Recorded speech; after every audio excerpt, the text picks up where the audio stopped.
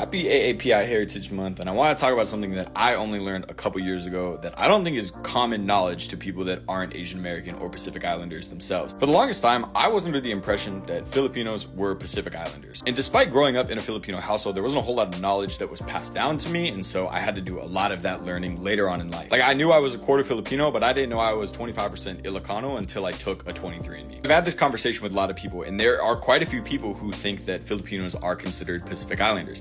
And I think they think this for a few reasons. One, simply based off of appearance. I think when a lot of Westerners think of Asian, they automatically think of like Chinese or Japanese or Vietnamese and the physical characteristics that go along with that ethnicity. And when you look at Filipinos and their physical characteristics, they don't always match up. But within that, the Philippines is an archipelago with over like 7,500 different islands. So obviously the physical characteristics transition a lot and vary a lot between people from the north, the south, whatever. Back to the main question. Are Filipinos Asian or Pacific Islanders? They are Asian. Just because something is an island in the Pacific Ocean does not necessarily categorize them as Pacific Islanders. Hence, Japan, not Pacific Islanders at all. But another really important reason why Filipinos aren't considered Pacific Islanders is by numbers and population. When you look at places in the Pacific Ocean that comprise the Pacific Islanders, like Tongans, Samoans, Hawaiians, Fijians, Micronesians, right? Like, these are groups of people that take up a very small percentage of the population, and that representation is super important. The entire population of the Philippines is around 110 million, not including the Filipinos abroad, whereas all of the groups that make up the Pacific Islanders is only around 10 million. So we're looking at cultural impact or environmental impact or all these different factors. When you have a population as big as over 110 million